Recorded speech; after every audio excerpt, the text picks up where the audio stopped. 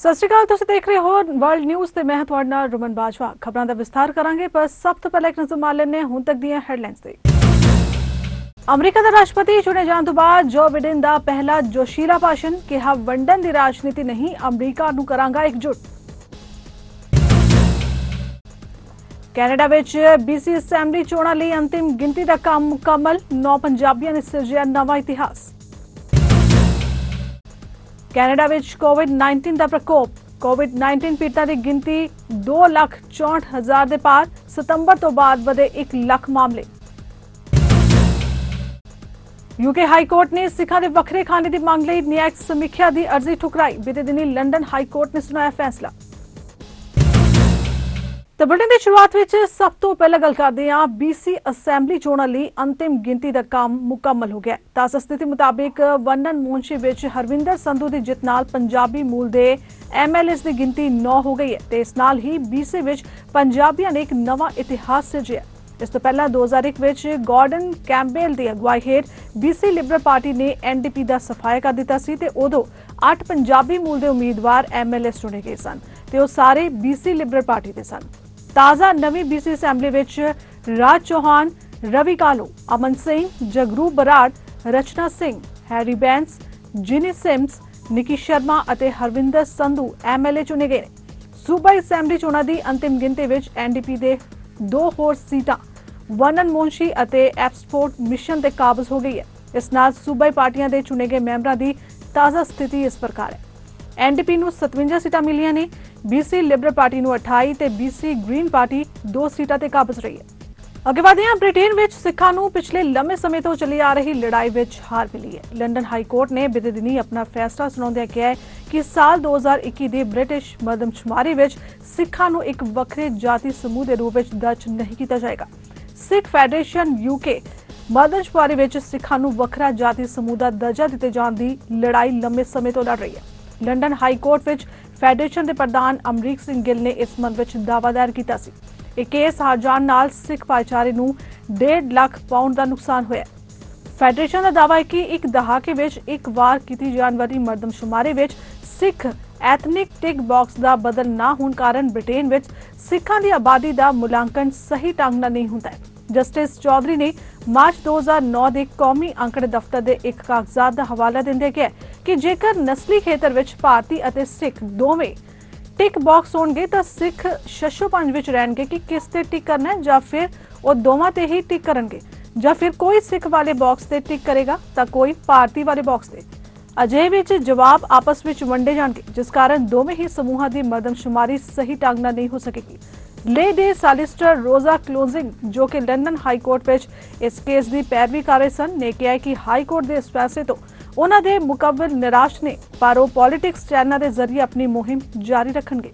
America ਦੇ Tennessee ਵਿੱਚ ਇੱਕ ਕੁੱਤੇ ਕਾਰਨ ਕੁਝ ਲੋਕਾਂ ਵਿਚਕਾਰ ਬਹਿਸ ਹੋ ਗਈ ਤੇ ਗੱਲ ਗੋਲੀਬਾਰੀ ਤੱਕ ਪਹੁੰਚ ਗਈ। ਗੋਲੀਬਾਰੀ ਕਾਰਨ 8 ਲੋਕ ਜ਼ਖਮੀ ਦੱਸੇ ਜਾ ਰਹੇ ਨੇ।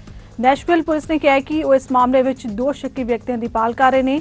ਮੈਟਰੋਪੋਲੀਟਨ ਨੈਸ਼ਵਿਲ ਪੁਲਿਸ ਵਿਭਾਗ ਨੇ ਇੱਕ ਪ੍ਰੈਸ ਬਿਆਨ ਵਿੱਚ ਕਿਹਾ ਕਿ ਐਤਵਾਰ ਰਾਤ 1 ਵਜੇ ਗੋਲੀਬਾਰੀ ਦੀ ਘਟਨਾ ਦੀ ਜਾਣਕਾਰੀ ਮਿਲਣ ਮਗਰੋਂ ਨੈਸ਼ਵਿਲ ਪੁਲਿਸ ਮੌਕੇ ਤੇ ਪਹੁੰਚੀ। ਦੱਸਿਆ ਜਾ ਰਿਹਾ ਹੈ ਕਿ ਕਿਸੇ ਜ਼ਖਮੀ ਦੀ ਜਾਨ ਨੂੰ ਕੋਈ ਖਤਰਾ ਨਹੀਂ ਹੈ। ਬਿਆਨ ਵਿੱਚ ਕਿਹਾ ਗਿਆ ਹੈ ਕਿ 2 ਸ਼ੱਕੀ ਬਹਿਸ ਕਰ ਰਹੇ ਸਨ ਤੇ ਉਹਨਾਂ ਵਿੱਚੋਂ ਇੱਕ ਕੋਲ ਕੁੱਤਾ ਵੀ ਸੀ। ਤੇ ਗੱਲ ਕਰਦੇ ਹਾਂ ਅਮਰੀਕਾ ਵਿੱਚ ਨਵੇਂ ਚੁਣੇ ਰਾਸ਼ਟਰਪਤੀ ਜੋ ਬਿਡਨ ਦੀ। ਅਮਰੀਕਾ ਦੇ ਨਵੇਂ ਚੁਣੇ ਗਏ 46ਵੇਂ ਰਾਸ਼ਟਰਪਤੀ ਜੋ ਬਿਡਨ ਨੇ ਕਿਹਾ ਹੈ ਕਿ ਉਹ ਅਮਰੀਕਾ ਨੂੰ ਨਸਲਾਂ ਦੇ ਆਧਾਰ ਤੇ ਜਾਂ ਪਾਰਟੀ ਦੇ ਆਧਾਰ ਤੇ ਵੰਡਣ ਦਾ ਨਹੀਂ, ਸਗੋਂ ਸਾਰਿਆਂ ਨੂੰ ਨਾਲ ਲੈ ਕੇ ਇਕਜੁੱਟ ਹੋ ਕੇ ਕੰਮ ਕਰਨਗੇ। ਆਪਣੇ ਰਿਹਾਇਸ਼ੀ ਸ਼ਹਿਰ ਡੇਲਾਵੇਅਰ ਤੋਂ ਪਹਿਲੇ ਸੰਬੋਧਨ ਵਿੱਚ ਉਹਨਾਂ ਕਿਹਾ ਕਿ ਅਮਰੀਕਾ ਵਿੱਚ ਕੋਈ ਬਲੂ ਜਾਂ ਰੈੱਡ ਸਟੇਟ ਨਹੀਂ ਹੋਏਗੀ, ਸਗੋਂ ਇਹ ਸਾਰਾ ਸੰਯੁਕਤ ਰਾਜ ਅਮਰੀਕਾ ਹੋਵੇਗਾ।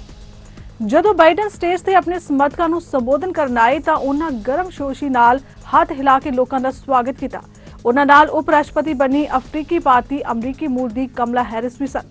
ਬਿਡਨ ਨੇ ਬੜਾ ਜੋਸ਼ੀਲਾ ਭਾਸ਼ਣ ਦਿੱਤਾ। ਉਹਨਾਂ ਕਿਹਾ ਕਿ ਮੈਨੂੰ ਪਤਾ ਹੈ ਕਿ ਟਰੰਪ ਦੇ ਸਮਰਥਕਾਂ ਵਿੱਚ ਨਿਰਾਸ਼ਾ ਹੈ, ਕਿਉਂਕਿ ਮੈਂ ਕਈ ਵਾਰ ਹਾਰ ਦੇਖੀ ਹੈ, ਪਰ ਉਹਨਾਂ ਕਿਹਾ ਕਿ ਇਸ ਵੇਲੇ ਮੈਂ ਸਾਰੇ ਅਮਰੀਕੀਆਂ ਦਾ ਰਾਸ਼ਟਰਪਤੀ ਹਾਂ। ਉਹਨਾਂ ਕਿਹਾ ਕਿ 20 ਜਨਵਰੀ 2021 ਨੂੰ ਰਾਸ਼ਟਰਪਤੀ ਬਣ ਕੇ ਮੈਂ ਅਜਿਹਾ ਰਾਸ਼ਟਰਪਤੀ ਹੋਣ ਦਾ ਸਬੂਤ ਦੇਵਾਂਗਾ ਕਿ ਉਹ ਲੋਕਾਂ ਨੂੰ ਧਰਮ ਜਾਂ ਪਾਰਟੀ ਦੇ ਆਧਾਰ ਤੇ ਵੰਡਣ ਦਾ ਕੰਮ ਨਹੀਂ ਕਰਦੇ ਨੇ, ਸਗੋਂ ਸਾਰਿਆਂ ਤੇ ਸਾਰੀ ਦੁਨੀਆ ਦੇ ਦੇਸ਼ਾਂ ਨੂੰ ਨਾਲ ਲੈ ਕੇ ਕੰਮ ਕਰਨਗੇ। ਉਹਨਾਂ ਕਿਹਾ ਕਿ ਸਭ ਤੋਂ ਪਹਿਲਾਂ ਉਹ ਕਰੋਨਾ ਨਾਲ ਨਜਿੱਠਣ ਨਾਲ ਤੇਜ਼ੀ ਨਾਲ ਕੰਮ ਕਰਨਗੇ ਅਤੇ ਉਸ ਤੋਂ ਬਾਅਦ ਦੇਸ਼ ਦੀ ਆਰਥਿਕਤਾ ਨੂੰ ਲੀਹੇ ਪਾਉਣਗੇ ਤੇ ਦੁਨੀਆ ਭਰ ਵਿੱਚ ਅਮਰੀਕਾ ਨੂੰ ਇੱਕ ਵਾਰ ਫਿਰ ਤੋਂ ਮਾਣ ਸਤਿਕਾਰ ਦੇਣ ਲਈ ਕੰਮ ਕਰਨਗੇ। ਉਹਨਾਂ ਕਿਹਾ ਕਿ ਦੁਨੀਆ ਵਿੱਚ ਸ਼ਾਂਤੀ ਰਹੇ ਇਸ ਤੇ ਖਾਸ ਕੰਮ ਕਰਨਗੇ। ਅਮਰੀਕੀ ਇਤਿਹਾਸ ਵਿੱਚ ਪਹਿਲੀ ਵਾਰ ਮਹਿਲਾ ਉਪ ਰਾਸ਼ਟਰਪਤੀ ਬਣੀ ਕਮਲਾ ਹੈਰਿਸ ਨੇ ਕਿਹਾ ਕਿ ਇੱਕ ਮਹਿਲਾ ਨੂੰ ਉਪ ਰਾਸ਼ਟਰਪਤੀ ਬਣਾਉਣ ਦਾ ਇਤਿਹਾਸਿਕ ਸਿਹਰਾ ਵੀ ਡੈਮੋਕ੍ਰੈਟਿਕ ਪਾਰਟੀ ਨੂੰ ਮਿਲਿਆ, ਜੋ ਇੱਕ ਇਤਿਹਾਸ ਬਣ ਗਿਆ। ਕਮਲਾ ਹੈਰਿਸ ਨੇ ਕਿਹਾ ਕਿ ਹਾਲਾਂਕਿ ਮੈਂ ਉਪ ਰਾਸ਼ਟਰਪਤੀ ਬਣਨ ਵਾਲੀ ਪਹਿਲੀ ਔਰਤ ਹੋ ਸਕਦੀ ਹਾਂ, ਪਰ ਮੈਂ ਆਖਰੀ ਨਹੀਂ ਹੋਵਾਂਗੀ। ਉਹਨਾਂ ਕਿਹਾ ਕਿ ਇੱਕ ਪ੍ਰਾਪਤੀ ਹੈ ਜੋ ਸੰਯੁਕਤ ਰਾਜ ਨੂੰ ਇੱਕ ਨਸਲੀ ਵਿਤਕਰੇ ਤੋਂ ਦੂਰ ਕਰਦੀ ਹੈ। ਸਾਡੇ ਲਈ ਨਸਲੀ ਵਿਤਕਰੇ ਲਈ ਕੋਈ ਥਾਂ ਨਹੀਂ ਹੈ। ਕੈਲੀਫੋਰਨੀਆ ਤੋਂ ਸੈਨੇਟਰ ਤੇ ਹੁਣ ਉਪ ਰਾਸ਼ਟਰਪਤੀ ਲਈ ਚੁਣੀ ਗਈ ਹੈਰਿਸ ਨੇ ਅਮਰੀਕੀਆਂ ਨੂੰ ਕਿਹਾ ਕਿ ਅਭਿਲਾਸ਼ਾ ਦੇ ਨਾਲ ਸੁਪਨੇ ਲਓ, ਦ੍ਰਿੜਤਾ ਨਾਲ ਅਗਵਾਈ ਕਰੋ। ਹੈਰਿਸ ਨੇ ਕਿਹਾ ਕਿ ਤੁਸੀਂ ਉਮੀਦ, ਏਕਤਾ, ਸ਼ਿਸ਼ਟਤਾ, ਵਿਗਿਆਨ ਅਤੇ ਸੱਚਾਈ ਦੀ ਚੋਣ ਕੀਤੀ ਹੈ। ਅਮਰੀਕਾ ਲਈ ਇੱਕ ਨਵੇਂ ਦਿਨ ਦੀ ਅੱਜ ਸ਼ੁਰੂਆਤ ਕੀਤੀ ਹੈ। ਦੋਵਾਂ ਆਗੂਆਂ ਦੇ ਬੋਲਣ ਤੋਂ ਬਾਅਦ ਬਿਡਨ ਦੀ ਪਤਨੀ, ਉਹਨਾਂ ਦੀ ਬੇਟੀ, ਬੇਟਾ, ਜਵਾਈ ਅਤੇ ਹੋਰ ਪਰਿਵਾਰਕ ਮੈਂਬਰ, ਉਹਨਾਂ ਦੇ ਬੱਚੇ ਸਟੇਜ ਤੇ ਆਏ ਤੇ ਨਾਲ ਹੀ ਕਮਲਾ ਹੈਰਿਸ ਦਾ ਪਤੀ, ਉਹਨਾਂ ਦੇ ਬੱਚੇ ਤੇ ਹੋਰ ਪਰਿਵਾਰਕ ਮੈਂਬਰ ਸਟੇਜ ਤੇ ਆਏ ਤੇ ਲੋਕਾਂ ਦਾ ਸਵਾਗਤ ਕਬੂਲ ਕੀਤਾ। ਇਹਨਾਂ ਦੇ ਸਟੇਜ ਤੇ ਆਉਂਦਿਆਂ ਹੀ ਵੱਡੀ ਤਾਦਾਦ ਵਿੱਚ ਆਤਿਸ਼ਬਾਜ਼ੀ ਤੇ ਲੇਜ਼ਰ ਸ਼ੋਅ ਕੀਤਾ ਗਿਆ, ਜੋ ਦੇਖਣਯੋਗ ਸੀ। ਤੇ ਗੱਲ ਕਰਦੇ ਹਾਂ ਜੋ ਬਿਡਨ ਦੇ ਰਾਜਨੀਤਿਕ ਜੀਵਨ ਦੀ। ਜੋ ਬਿਡਨ ਨੇ ਆਪਣੇ ਰਾਜਨੀਤਿਕ ਜੀਵਨ ਵਿੱਚ ਲੰਮਾ ਸਮਾਂ ਦੇਸ਼ ਦੀ ਸੇਵਾ ਕਰਕੇ ਰਾਸ਼ਟਰਪਤੀ ਪਦ ਹਾਸਲ ਕੀਤਾ ਹੈ। ਬਿਡਨ ਨੇ ਪਹਿਲੀ ਵਾਰ ਡੇਲਾਵੇਅਰ ਦੀ ਸੈਨੇਟ ਵਿੱਚ 7 ਨਵੰਬਰ 1972 ਨੂੰ ਚੋਣ ਜਿੱਤੀ ਸੀ। ਉਸ ਸਮੇਂ ਉਹ ਸਿਰਫ 29 ਸਾਲਾਂ ਦੇ ਸਨ। ਆਪਣੀ ਪਹਿਲੀ ਜਿੱਤ ਤੋਂ ਲਗਭਗ 48 ਸਾਲ ਬਾਅਦ ਉਹ ਰਾਸ਼ਟਰਪਤੀ ਦੇ ਸਨਮਾਨਿਤ ਅਹੁਦੇ ਤੇ ਪਹੁੰਚੇ ਨੇ। 1972 ਦੀ ਜਿੱਤ ਤੋਂ ਕੁਝ ਮਹੀਨੇ ਬਾਅਦ ਹੀ ਬਿਡਨ ਦੀ ਪਤਨੀ ਅਤੇ ਨੰਨੀ ਧੀ ਦੀ ਕਾਰ ਹਾਦਸੇ ਵਿੱਚ ਦੁਖਦਾਈ ਮੌਤ ਹੋ ਗਈ ਸੀ ਤੇ ਉਸਦੇ 2 ਪੁੱਤਰ, ਪਿਓ ਅਤੇ ਹੰਟਰ ਵੀ ਹਸਪਤਾਲ ਵਿੱਚ ਦਾਖਲ ਹੋਏ ਸਨ। ਬਿਡਨ ਨੇ ਹਾਦਸੇ ਤੋਂ ਬਾਅਦ ਅਸਤੀਫਾ ਦੇਣਾ ਚਾਹਿਆ ਸੀ, ਪਰ ਸੈਨੇਟ ਦੇ ਡੈਮੋਕ੍ਰੈਟਿਕ ਨੇਤਾ ਨੇ ਉਹਨਾਂ ਨੂੰ ਆਪਣੀ ਸੀਟ ਸੰਭਾਲਣ ਲਈ ਰਾਜ਼ੀ ਕੀਤਾ। ਉਸਨੇ ਡੇਲਾਵੇਅਰ ਦੇ ਵੈਲਮਿੰਗਟਨ ਵਿੱਚ ਆਪਣੇ ਬੇਟੇ ਦੇ ਹਸਪਤਾਲ ਦੇ ਬਿਸਤਰੇ ਸਾਹਮਣੇ ਅਹੁਦੇ ਦੀ ਸਹੁੰ ਚੁੱਕੀ ਸੀ। ਲਗਭਗ 5 ਦਹਾਕਿਆਂ ਬਾਅਦ ਉਹ ਹੁਣ ਸੰਯੁਕਤ ਰਾਜ ਅਮਰੀਕਾ ਦੇ 46ਵੇਂ ਰਾਸ਼ਟਰਪਤੀ ਵਜੋਂ ਰਾਸ਼ਟਰ ਦੀ ਅਗਵਾਈ ਕਰਨ ਲਈ ਤਿਆਰ ਨੇ। ਜਨਵਰੀ ਤੋਂ ਅਹੁਦਾ ਸੰਭਾਲਣ ਵਾਲੇ ਬਿਡਨ ਡੇਲਾਵੇਅਰ ਤੋਂ ਪਹਿਲੇ ਰਾਸ਼ਟਰਪਤੀ ਹੋਣਗੇ। ਲਗਭਗ 48 ਸਾਲ ਦੀ ਉਮਰ ਵਿੱਚ ਓਵਲ ਦਫ਼ਤਰਾਂ ਤੇ ਕਬਜ਼ਾ ਕਰਨ ਵਾਲੇ ਬਿਡਨ ਸਭ ਤੋਂ ਵੱਡੇ ਆਦਮੀ ਹੋਣਗੇ। ਅਮਰੀਕੀ ਰਾਸ਼ਟਰਪਤੀ ਚੋਣਾਂ ਵਿੱਚ ਡੈਮੋਕ੍ਰੈਟਿਕ ਪਾਰਟੀ ਦੇ ਉਮੀਦਵਾਰ ਜੋ ਬਿਡਨ ਨੇ ਸ਼ਾਨਦਾਰ ਜਿੱਤ ਦਰਜ ਕੀਤੀ ਹੈ। ਅਮਰੀਕਾ ਦੇ ਚੁਣੇ ਗਏ ਰਾਸ਼ਟਰਪਤੀ ਜੋ ਬਿਡਨ 5 ਲੱਖ ਭਾਰਤੀਆਂ ਸਮੇਤ 1 ਕਰੋੜ 10 ਲੱਖ ਅਜਿਹੇ ਗੈਰ ਪ੍ਰਵਾਸੀਆਂ ਨੂੰ ਅਮਰੀਕੀ ਨਾਗਰਿਕਤਾ ਪ੍ਰਦਾਨ ਕਰਨ ਦਾ ਰੋਡਮੈਪ ਤਿਆਰ ਕਰਨਗੇ, ਜਿਨ੍ਹਾਂ ਕੋਲ ਦਸਤਾਵੇਜ਼ ਨਹੀਂ ਨੇ। ਇਸ ਦੇ ਇਲਾਵਾ ਉਹ ਸਾਲਾਨਾ ਘੱਟੋ-ਘੱਟ 95,000 ਸ਼ਰਨਾਰਥੀਆਂ ਨੂੰ ਅਮਰੀਕਾ ਵਿੱਚ ਦਾਖਲ ਹੋਣ ਵਾਲੀ ਪ੍ਰਣਾਲੀ ਵੀ ਬਣਾਉਣਗੇ। ਬਿਡਨ ਦੀ ਮੁਹਿੰਮ ਵੱਲੋਂ ਜਾਰੀ ਇੱਕ ਨੀਤੀਗਤ ਦਸਤਾਵੇਜ਼ ਵਿੱਚ ਇਹ ਜਾਣਕਾਰੀ ਦਿੱਤੀ ਗਈ ਹੈ। ਦਸਤਾਵੇਜ਼ ਵਿੱਚ ਕਿਹਾ ਗਿਆ ਹੈ ਕਿ ਬਿਡਨ ਜਲਦੀ ਹੀ ਕਾਂਗਰਸ ਵਿੱਚ ਇੱਕ ਇਮੀਗ੍ਰੇਸ਼ਨ ਸੁਧਾਰ ਕਾਨੂੰਨ ਪਾਸ ਕਰਾਉਣ ਤੇ ਕੰਮ ਸ਼ੁਰੂ ਕਰਨਗੇ। ਇਸ ਦੇ ਜ਼ਰੀਏ ਸਾਡੀ ਪ੍ਰਣਾਲੀ ਨੂੰ ਆਧੁਨਿਕ ਬਣਾਇਆ ਜਾਏਗਾ। ਇਸ ਦੇ ਤਹਿਤ 5 ਲੱਖ ਤੋਂ ਵੱਧ ਭਾਰਤੀਆਂ ਸਮੇਤ ਲਗਭਗ 1 ਕਰੋੜ 10 ਲੱਖ ਅਜਿਹੇ ਗੈਰ ਪ੍ਰਵਾਸੀਆਂ ਨੂੰ ਅਮਰੀਕਾ ਦੀ ਨਾਗਰਿਕਤਾ ਪ੍ਰਦਾਨ ਕਰਨ ਦਾ ਰੋਡ ਮੈਪ ਤਿਆਰ ਕੀਤਾ ਜਾਏਗਾ, ਜਿਨ੍ਹਾਂ ਕੋਲ ਦਸਤਾਵੇਜ਼ ਨਹੀਂ ਨੇ। ਦਸਤਾਵੇਜ਼ ਦੇ ਮੁਤਾਬਿਕ ਉਹ ਅਮਰੀਕਾ ਵਿੱਚ ਸਾਲਾਨਾ 1,25,000 ਸ਼ਰਨਾਰਥੀਆਂ ਦੇ ਦਾਖਲ ਹੋਣ ਦਾ ਟੀਚਾ ਨਿਰਧਾਰਿਤ ਕਰਨਗੇ। ਉਪ ਰਾਸ਼ਟਰਪਤੀ ਅਹੁਦੇ ਲਈ ਕਮਲਾ ਹੈਰਿਸ ਦੀ ਇਤਿਹਾਸਿਕ ਚੋਣ ਜਿੱਤ ਨਾਲ ਉਹਨਾਂ ਦੇ ਪਤੀ ਡਗਲਸ ਹੇਮਹਾਫ ਨੇ ਇਤਿਹਾਸ ਰਚ ਦਿੱਤਾ, ਕਿਉਂਕਿ ਉਹ ਪਹਿਲੇ ਦੂਜੇ ਜੈਂਟਲਮੈਨ ਬਣ ਗਏ। ਉਹ ਅਮਰੀਕਾ ਦੀ ਪਹਿਲੀ ਉਪ ਰਾਸ਼ਟਰਪਤੀ ਦੇ ਪਤੀ ਨੇ। ਅਮਰੀਕਾ ਦੇ ਰਾਸ਼ਟਰਪਤੀ ਦੀ ਪਤਨੀ ਨੂੰ ਫਰਸਟ ਲੇਡੀ ਦੇ ਨਾਮ ਨਾਲ ਸੰਬੋਧਿਤ ਕੀਤਾ ਜਾਂਦਾ ਹੈ, ਜਦਕਿ ਉਪ ਰਾਸ਼ਟਰਪਤੀ ਦੀ ਪਤਨੀ ਨੂੰ ਸੈਕੰਡ ਲੇਡੀ ਕਿਹਾ ਜਾਂਦਾ ਹੈ। ਅਮਰੀਕਾ ਦੇ ਇਤਿਹਾਸ ਵਿੱਚ ਪਹਿਲਾਂ ਕਦੇ ਵੀ ਰਾਸ਼ਟਰਪਤੀ ਜਾਂ ਉਪ ਰਾਸ਼ਟਰਪਤੀ ਬੀਬੀ ਨਹੀਂ ਰਹੀ। ਇਸ ਲਈ ਰਸਮੀ title second gentleman, second husband ਚੁਣੇ ਗਏ ਨੇਤਾ ਦੇ ਪਹਿਲੇ ਪਤੀ ਨੂੰ ਦਿੱਤਾ ਜਾਂਦਾ ਹੈ। ਇਸ ਲਈ ਹੈਰਿਸ ਦੇ ਚੁਣੇ ਜਾਣ ਦੇ ਨਾਲ ਹੀ ਇਹ ਰਿਕਾਰਡ ਪਹਿਲੀ ਵਾਰ ਹੋਣਗੇ, ਜਿਵੇਂ ਕਿ ਪਹਿਲੀ ਬੀਬੀ, ਪਹਿਲੀ ਗੈਰ ਗੋਰੀ ਬੀਬੀ, ਭਾਰਤੀ ਮੂਲ ਦੀ ਪਹਿਲੀ ਬੀਬੀ ਅਤੇ ਪਹਿਲੀ ਪ੍ਰਵਾਸੀ ਬੇਟੀ ਜੋ ਉਪ ਰਾਸ਼ਟਰਪਤੀ ਅਹੁਦੇ ਦੀ ਸਹੁੰ ਲਵੇਗੀ, ਅਤੇ ਉਹਨਾਂ ਦੇ ਪਤੀ ਵੀ ਆਪਣੇ ਤਰੀਕੇ ਨਾਲ ਪਹਿਲੀ ਵਾਰ ਇਤਿਹਾਸ ਸਿਰਜਣਗੇ। ਭਾਰਤੀ ਮੂਲ ਦੀ ਕਮਲਾ ਹੈਰਿਸ ਅਮਰੀਕਾ ਦੀ ਪਹਿਲੀ ਬੀਬੀ ਉਪ ਰਾਸ਼ਟਰਪਤੀ ਚੁਣੀ ਗਈ ਹੈ। ਉਪ ਰਾਸ਼ਟਰਪਤੀ ਬਣ ਕੇ ਕਮਲਾ ਹੈਰਿਸ ਨੇ ਇਤਿਹਾਸ ਰਚ ਦਿੱਤਾ ਹੈ। ਕਮਲਾ ਨੇ ਭਾਰਤ ਦਾ ਨਾਮ ਦੁਨੀਆ ਵਿੱਚ ਰੋਸ਼ਨ ਕੀਤਾ ਹੈ। ਅਮਰੀਕਾ ਤੋਂ ਹਜ਼ਾਰਾਂ ਮੀਲ ਦੂਰ ਦੱਖਣੀ ਭਾਰਤ ਦੇ ਇੱਕ ਪਿੰਡ ਵਿੱਚ ਅਮਰੀਕੀ ਚੋਣਾਂ 'ਚ ਕਮਲਾ ਹੈਰਿਸ ਦੀ ਜਿੱਤ ਦਾ ਜਸ਼ਨ ਮਨਾਇਆ ਜਾ ਰਿਹਾ ਹੈ।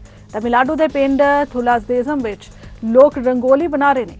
ਕਮਲਾ ਹੈਰਿਸ ਦੇ ਪੋਸਟਰ ਹੱਥ ਵਿੱਚ ਲੈ ਕੇ ਆਤਿਸ਼ਬਾਜ਼ੀ ਕਰ ਰਹੇ ਨੇ। ਦਰਅਸਲ ਇਹ ਉਹ ਪਿੰਡ ਹੈ ਜਿੱਥੇ ਅਮਰੀਕਾ ਦੀ ਉਪ ਰਾਸ਼ਟਰਪਤੀ ਬਣਨ ਜਾ ਰਹੀ ਕਮਲਾ ਹੈਰਿਸ ਦੀ ਮਾਂ ਸ਼ਿਆਮਲਾ ਗੋਪਾਲਨ ਰਹਿੰਦੀ ਸੀ।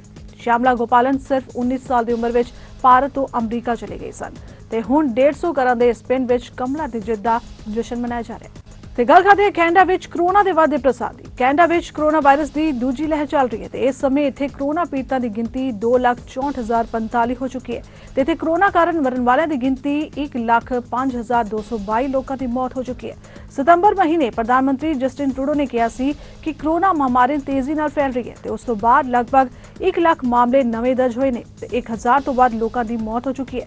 ਦੇਸ਼ ਭਰ ਵਿੱਚ ਕਰੋਨਾ ਟੈਸਟ ਦੀ ਰਫ਼ਤਾਰ ਵੀ ਤੇਜ਼ ਹੋਈ ਹੈ। ਪਹਿਲਾ ਟੈਸਟ ਨਤੀਜਿਆਂ ਵਿੱਚ 1.4% ਪੋਜ਼ਿਟਿਵ ਆਉਂਦਾ ਸੀ ਤੇ ਹੁਣ 4.7% ਨਤੀਜੇ ਪੋਜ਼ਿਟਿਵ ਆਉਣ ਲੱਗ ਰਹੇ ਨੇ। ਐਤਵਾਰ ਨੂੰ ਕਿਊਬਿਕ ਵਿੱਚ ਕੋਰੋਨਾ ਦੇ 1397 ਨਵੇਂ ਮਾਮਲੇ ਦਰਜ ਹੋਏ ਨੇ ਤੇ ਮਾਮਲੇ ਵੀ ਰਿਕਾਰਡ ਪੱਧਰ ਤੇ ਨੇ। ਐਤਵਾਰ ਨੂੰ ਦਰਜ ਹੋਏ ਨਵੇਂ ਮਾਮਲਿਆਂ ਦੇ ਬਾਅਦ ਇੱਥੇ ਪੀੜਤਾਂ ਦੀ ਕੁੱਲ ਗਿਣਤੀ 1,14,820 ਹੋ ਗਈ ਹੈ। ਇਸ ਦੌਰਾਨ ਓਨਟਾਰੀਓ ਵਿੱਚ ਵੀ 1328 ਨਵੇਂ ਮਾਮਲੇ ਦਰਜ ਹੋਏ ਨੇ, ਜਿਨ੍ਹਾਂ ਨੇ ਪਿਛਲੇ ਦਿਨ ਦਾ ਰਿਕਾਰਡ ਤੋੜਿਆ। ਬ੍ਰਿਟਿਸ਼ ਕੋਲੰਬੀਆ ਵਿੱਚ ਕੋਵਿਡ-19 ਦੇ ਕੇਸਾਂ ਵਿੱਚ ਦਿਨ-ਬ-ਦਿਨ ਹੋ ਰਹੇ ਵੱਡੇ ਵਾਧੇ ਨੂੰ ਧਿਆਨ ਵਿੱਚ ਰੱਖਦਿਆਂ BC ਦੇ ਸਿਹਤ ਅਧਿਕਾਰੀਆਂ ਨੇ ਵੈਨਕੂਵਰ ਕੋਸਟਲ ਹੈਲਥ ਅਤੇ ਫਰੇਜ਼ਰ ਹੈਲਥ ਖੇਤਰਾਂ ਵਿੱਚ 2 ਹਫ਼ਤਿਆਂ ਲਈ ਕੁਝ ਨਵੀਆਂ ਪਾਬੰਦੀਆਂ ਲਗਾਉਣ ਦਾ ਐਲਾਨ ਕੀਤਾ ਹੈ।